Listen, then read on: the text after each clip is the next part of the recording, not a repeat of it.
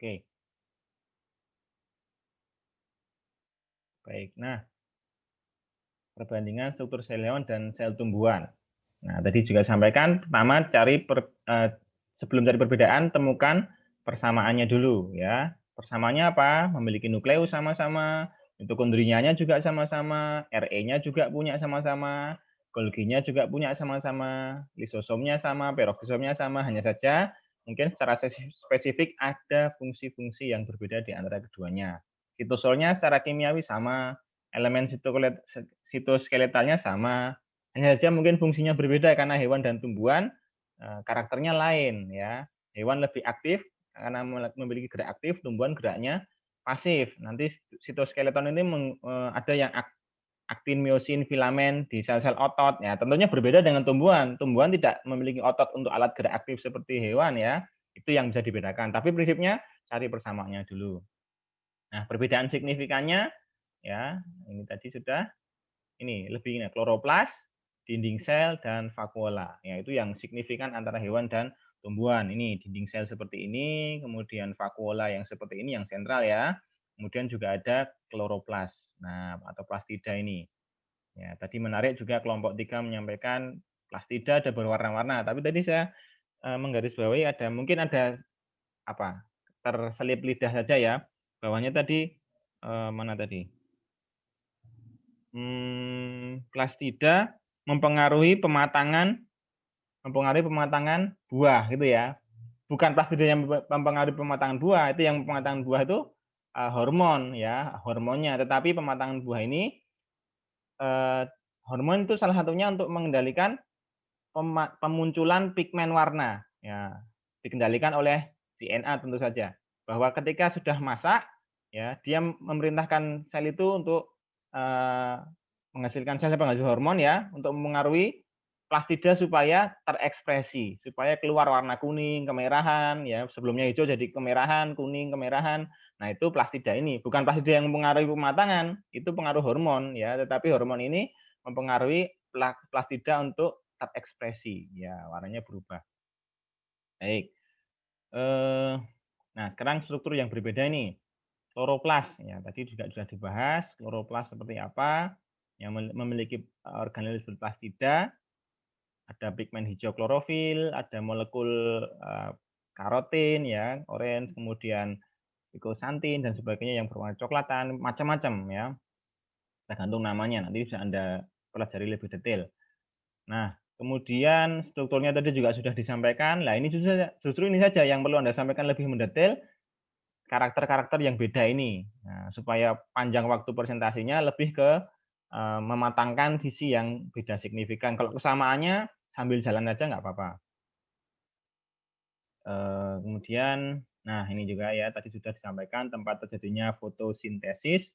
Mungkin nanti di mata kuliah biologi sel ini fotosintesis tidak akan dibahas lebih jauh. Itu nanti di biologi sel molekuler ya di semester berapa? 5 atau 6 ya.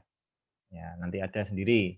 Tapi yang jelas Anda perlu mengetahui dasar-dasarnya saja sebagai sumber energi. Ya, luar biasa. Bendanya kecil tapi mampu menangkap energi foton dari sinar matahari.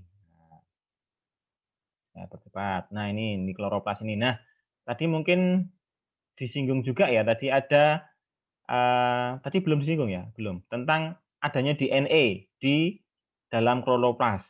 Nah, kemampuannya luar biasa ini kloroplas ya, karena dia di mitokondria dan pengisian DNA RNA ya. Jadi dia punya DNA yang fungsinya sama seperti di nukleus ya. Dalam artian fungsi umumnya ya, melakukan replikasi ya, DNA kemudian memberikan perintah ya. Hanya saja yang diperintah lain di sini ya. Nah, berbentuk lingkaran ya, karena nukleot di sini daerah sini nih ya, di dekat di stroma juga, dekat tumpuan tilakoid ini ya.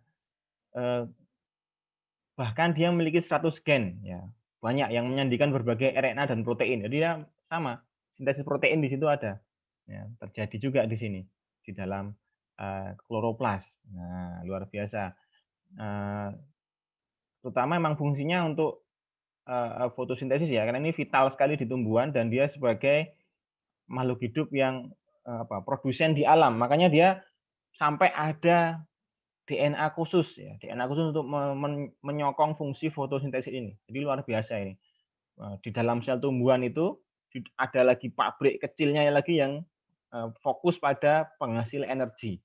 Nah, dan bentuk-bentuk ini mirip dengan mitokondria di hewan ya, penghasil energinya tapi dia memanfaatkan sinar matahari. Nah, kalau ada bagi yang kreatif nih ya, yang kreatif-kreatif, ya, yang dia di bioteknologi, misalkan bagaimana kloroplas ini ya mungkin bisa satu saat ditransplantasikan ke hewan atau apa sehingga dia bisa mengkonversi energinya sendiri, misalkan seperti itu ya, berpikir out of the box. Misalkan seperti itu. Jadi mungkin Anda punya pengembangan bagaimana karena ini sel-sel fosfor bukan sel-sel, fosfor itu sudah bisa apa namanya, diklonkan, dimasukkan dalam tubuh makhluk hidup ya, tikus ada yang dikasih fosfor. Jadi selnya mengandung fosfor ketika dia berjalan di malam hari kelihatan itu tikusnya hijau gitu jalan gitu ya. Karena ada kan makhluk hidup yang memiliki fosfor di tubuhnya ya, banyak ikan yang ada fosfornya, ikan-ikan laut, udang itu punya fosfor juga kalau malam hari dia nyala atau binatang-binatang apa namanya, porifera itu ada yang memiliki, fosfor sehingga dia seperti, bersinar gitu. Nah ini mungkin bisa jadi ide-ide pengembangan di satu saat nanti. Nah ini tadi ada persamaan lagi, ya mitokondria dan kloroplas. Nah ini, memiliki persamaannya bukan bagian dari sistem endomembran, jadi dia di luar, endomembran. Kemudian ada membran ganda ya, tadi disampaikan juga ada membran ganda, masing-masing punya membran yang tadi ditanyakan Cisternae dan sebagainya, mana, ya Cisternae dan sebagainya itu membran lamela yang dimiliki oleh kedua organel ini. Kemudian memiliki protein yang dibuat oleh ribosom bebas. Nah, mengandung DNA. Nah, luar biasa kan? Nah, ini nanti mungkin bisa ditulis di resume, ditambahkan sedikit tentang DNA di mitokondria dan DNA di kloroplas. Apa karakternya dan fungsinya. Itu ya catatan satu, resume tadi itu. Tambahkan jadi mtDNA ya atau mitokondria DNA dan DNA nukleid dalam kloroplas. Bagaimana karakteristiknya dan apa fungsinya. Nah, itu aja ditambahkan di resume nanti. Kemudian yang berbeda tadi apa? Pertama kloroplasnya ya, yang kedua dinding selnya. Nah, ini dinding selnya berbeda. Nah, ini strukturnya khusus ini. Ya. Memang bisa dikatakan ini yang membentuk tumbuhan jadi lebih rigid atau lebih kaku. Dia nggak banyak, tidak selentur atau seluas sel-sel hewan yang tidak memiliki dinding ya. Tapi meskipun mereka tertutup dinding ini, mereka memiliki saluran-saluran untuk apa namanya ya plasmodesmata ini ya. Saluran-saluran kecil, rapat, bahkan kadang-kadang tidak bisa ditembus oleh yang lainnya, kecuali air untuk melakukan aliran-aliran plasma di situ. Ya. Setebal-tebalnya dinding sel, dia masih memiliki lubang-lubang untuk celah untuk transportasi, ya transportasi di situ. Bahannya pun beda. Nanti Anda bisa baca-baca lagi perbandingan dinding sel antara dinding sel jamur, dinding sel tumbuhan hijau ya, tumbuhan hijau dan dinding sel bakteri ya. Karakternya sama-sama dinding sel berbeda-beda semuanya. Ya, makanya awali dari persamaan dulu. Sama-sama punya dinding sel, wah kan nyaman tuh. Kemudian bedanya apa? Ya, di dalam persamaan pasti ada perbedaan. Ya, tapi kalau belum udah ngomong perbedaan, ya itu pasti banyak bedanya. Tapi kita coba cari persamaan-persamaannya dulu. Baik, kemudian ini dinding sel tadi juga kelompok 3 menyampaikan juga ada teman tadi saya mencatat ada yang sedikit janggal, ada membran kedua tadi ya, jadi itu ya, di dinding sel tadi ada lamela tengah, kemudian primary cell wall atau sel dinding sel utama dan di sini membran plasma. Tapi tadi kelompok 3 menyampaikan saya catat kok ada apa tadi ya? Dikatakan membran gimana tadi saya catat tadi. Oh, dinding sel sekunder. Maksudnya apa? Nanti saya belum paham tadi. Ada dinding sel sekunder gitu. Maksudnya apa ya? Kan ada middle, primary, plasma. Tapi tadi ditulis kalau nggak salah di kelompok 3 membran sekunder gitu. Ya, bukan nanti dicek lagi ya. Nah, untuk detailnya bisa dipelajari lagi. Mungkin Anda juga sudah mulai dapat di kimia organik ya. Nanti apa ini nih istilah-istilah apa namanya hemiselulosa itu apa ya tadi kan dimungkinkan hemiselulosa ya hemiselulosa itu apa mungkin bisa ditambahkan di resume hemiselulosa Ya, kemudian ini dinding sel memang kelihatannya tidak aktif ya, atau rigid dia itu kaku, tapi ternyata fungsinya banyak. Ya. Dia menyediakan perlindungan bagi sel hidup, perlindungan mekanik dan penyangga kimiawi. Ya. Mekanik mekanik secara apa? Mechanical, secara fisik dia melindungi dalamnya. Ya. Makanya tumbuhan itu lebih apa namanya? Lebih susah dicerna. Ya. Sapi itu makanya herbivora, tapi perutnya 4. Ya. Perutnya banyak. Karena apa? Dinding sel ini susah untuk dicerna. Selulosa itu termasuk sulit untuk dicerna. Ya, bahkan bagi herbivora sekalipun. Tapi memang sudah dilengkapi. Nah, kita ini omnivora, pemakan segala ya kan. Makan apa? Daging ya makan, nasi ya tumbuhan ya itu makan. Kadang-kadang teman dimakan, aspal dimakan. Omnivora sejati ya manusia itu. Ya, baik. Kemudian yang kedua, fungsinya apa lagi dinding sel? Menyediakan media berpori. Tadi saya sampaikan ya, ada pori-pori khusus ya untuk sirkulasi dan distribusi air, mineral, molekul nutrisi kecil bagi yang lainnya. Mereka saling berbagi. Nah, hikmahnya apa? Kalau Anda punya tetangga, meskipun ini perumahan ya, dindingnya, temboknya tebal-tebal, jangan lupa untuk selalu berbagi. Ya, berbagi mineral, air, kebutuhan. Itu tetangga juga seperti itu, meskipun terbatas tembok, tetapi ada celah-celah pori-pori untuk kita saling berbagi. Itu. Kemudian menyediakan bahan penyusun yang rigid atau kaku tadi ya. Nah, sehingga stabil tingkat tinggi seperti daun, batang dapat diproduksi ya. Jadi batang tadi saya sampaikan meskipun daun ya, daun itu kalau dikunyah, kunyahnya nggak bagus. Nah, mohon maaf ini. Bahkan kalau pagi-pagi kita akan makan bayam atau kangkung ya. Pagi-pagi itu kadang-kadang kalau di kamar mandi ya, di WC, lihat itu masih ada bentuknya itu. Ya, keluarnya masih bentuknya daun itu. Meskipun sudah tersayat-sayat ya, warnanya sudah kekuning-kuningan tercampur dengan bilirubin ya, biliverdin atau cairan-cairan di empedu, tapi bentuknya masih kayak daun masih bisa. Artinya apa? Saking kuatnya dinding sel ini, dia dicerna oleh kita ini manusia ini ya, yang punya organ dari lambung sampai usus kecil, usus halus, usus besar dan sebagainya, itu belum bisa mencerna secara sempurna dari tumbuhan. Wah, luar biasa. Kemudian menyediakan tempat penyimpanan molekul ya pengatur yang merasakan kehadiran mikroba. Nah, tadi yang disampaikan, bagaimana apakah tumbuhan bisa fagosit? Ya, mungkin itu bisa di sel-sel uniseluler ya, mungkin tingkatan uniseluler ada mungkin yang seperti itu. Tapi tingkatan besar tidak seperti itu. Mereka tidak memiliki sel darah putih karena tidak memiliki jantung tumbuhan itu, ya, tidak memiliki jantung. Nanti akan Anda bahas di sel kanker hewan dan sel kanker tumbuhan. Bedanya apa? Ya, karena tumbuhan tidak memiliki darah, ya, tidak memiliki darah yang bisa menyalurkan dengan seperti di hewan peredaran darah. Nah, mereka hanya bisa saluran berpori tadi bisa menyalurkan. Bahkan tadi disebutkan ada sel-sel sklerenkim, dan sebagainya, kolenkim itu ya, itu bisa menyedot air dari bawah tanah yang dalam sampai ke puluhan meter ke atas. Ya, jadi sampai seperti itu kekuatan mereka untuk gitu. Tapi memang mereka nggak punya sel darah gitu ya, seperti hewan bisa fagosit kalau ada mengirimkan sel-sel darah putih ke sumber luka, nggak bisa. Cuman mereka punya sinyal-sinyal ya ini hebatnya nanti. Wah ini waktu kita nggak akan cukup ya bahas itu. Tumbuhan itu luar biasa. Dia bisa mengirimkan sinyal bahkan mengirimkan tanda bahaya bahwa dia didatengin predator ya, didatangi predator misalkan ada kumbang yang merusak, dia bisa mengeluarkan hormon ke udara melepas. Bahkan bisa memanggil predator dari predator ini. Ya, misalkan ada kumbang, ada ulat ya, ada ulat yang dia akan merusak tumbuhan, dia mengeluarkan sinyal di tumbuhan ini, alarm.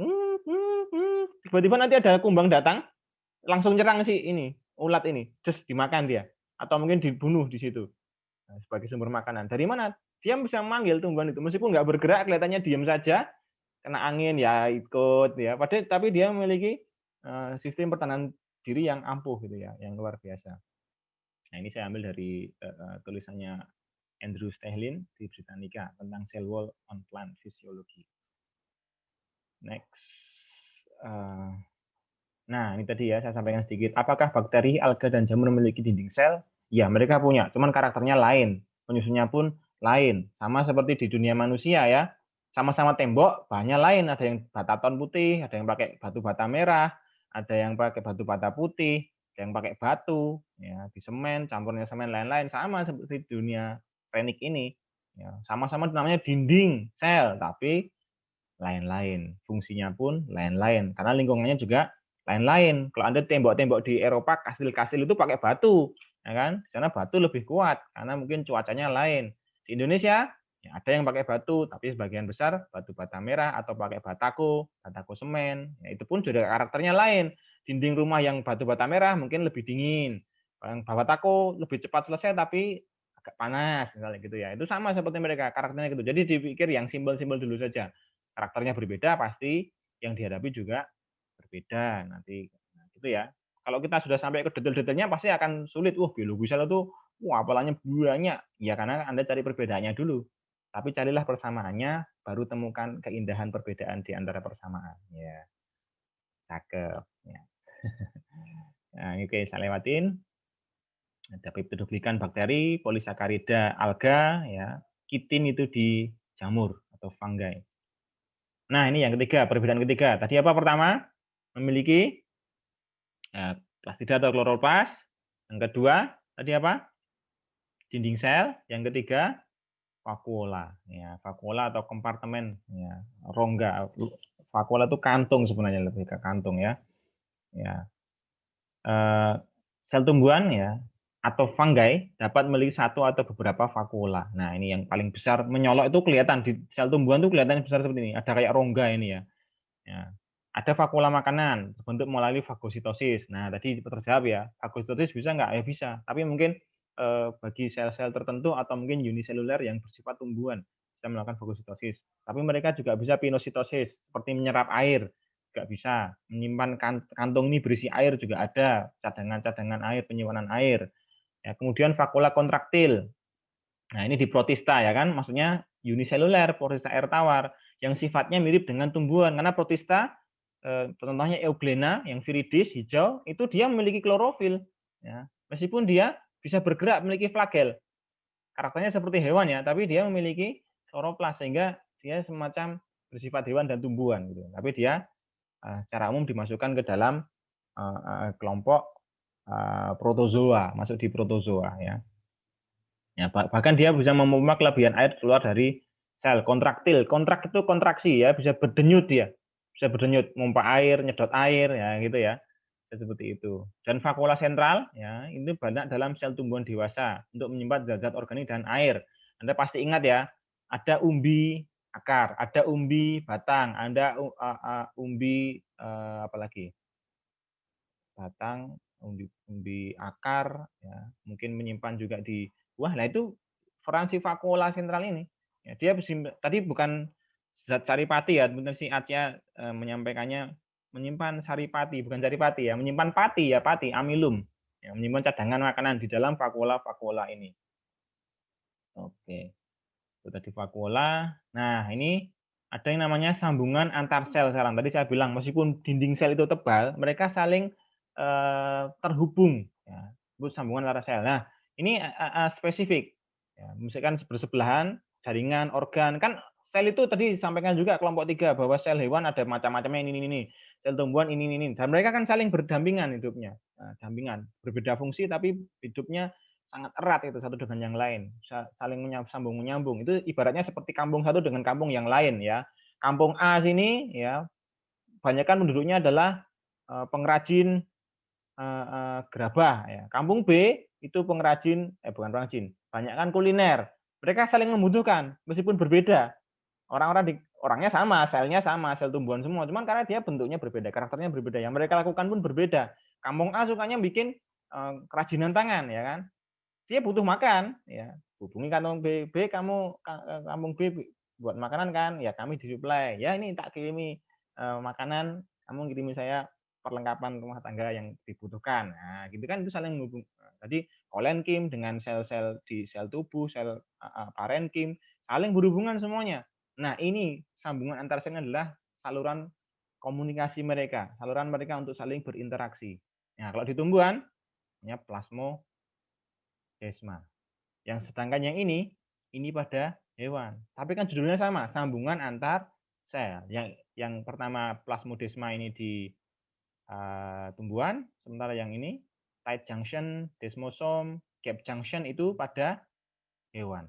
Nah, ini contohnya nanti saya buat lebih detail. Nah, ini plasmodesma dulu yang di pada tumbuhan ya. Nah, ini sel yang dapat menembus dinding sel tumbuhan. Sekuat-kuatnya dinding sel, setebal-tebalnya dinding sel, dia masih memiliki saluran ya untuk saling bertukar satu dengan yang lain. Ya, ini air, zat terlarut, kadang protein dan RNA juga lewat sini. Ya, berpindah bebas dari satu sel ke sel berikutnya. Ini bentuknya ya. Ini dinding selnya ini saya buat ada kelihatan batasnya ya. Dinding sel ini di tengah ada batasnya. Dinding sel 1, dinding sel 2 ini dua sel yang berdampingan. Nah, Anda bisa melihat ini. Mereka masih punya saluran ini, saling plasmodesma ya. Di antara dua dinding sel yang rapat masih ada saluran yang bisa menembus satu dengan yang lain, bertukar materi, partikel air ya dari situ. Itu plasmodesma. Nah, sedangkan tadi tumbuhan selesai ya. Persamaannya sudah. Nah, ini tadi kan saya bilang struktur khusus di sel hewan sekarang. Waktunya nggak apa ya. Ada sentriol, ya, silia dan flagella. Kemudian tadi itu sambungan antar sel. Tadi juga sudah dibahas di kelompok 3 tentang sentriol itu apa. Ya, sel. Nah, ini sentriol tadi letaknya di mana sih sentriol itu? Ya, di sini ada gambarnya ya. Nah, ini nih, di sini nih. Nah, di sentrosom ada dua sentriolnya. Ya, sentrosom itu ada di dekat inti, ya, di dekatnya inti. Kenapa dia di situ? Fungsinya apa? Nah, kita cek fungsinya apa. Kenapa dia ada di dekatnya inti? Oke, nah ini sentriol adalah organel berbentuk tong ya, seperti tong ini, seperti apa tabung ya, silinder yang hidup di dalam sentrosom. Nah, sentrosom tadi di dekatnya inti, ya, di dekatnya inti. Nah, sentrosom, ya, area di situ di dekat inti. Ya, kata som ini mengacu pada jenis organel, namanya lisosom, endosom. Ya, kalau som-som itu berarti banyak organel, ya kan. Nah, ada dua sentriol di dalam sentrosom. Ya, ini tadi yang disebut mikrotubulus itu ini. Nah, kemudian ada 9 set triplet. Nah, triplet ini ada dilihat lagi lebih besar lagi ada kayak 1, 2, 3 triplet. Untuk apa? Ya, ini terdiri dari mikrotubulus yang ada tripletnya tadi. Berfungsi dalam pembelahan sel. Nah, itulah kenapa alasannya dia dekat dengan inti. Nah, sentriol ini. Kenapa dekat dengan inti? Karena dia nanti akan menuju kutub yang berlawanan dan menarik kromosom untuk membelah. Nah, dia ibaratnya seperti yang mengeluarkan benang-benang, ya, spindle dikeluarkan untuk menarik kromosom, ditarik ke kutub yang berlawanan, ke sana dan ke sana. Nah, itu pembelahan sel seperti itu. Perannya dari si mikrotubulus ini. Jadi ketika sel akan membelah, sentriol itu menuju ke ujung inti atau kutub yang berlawanan.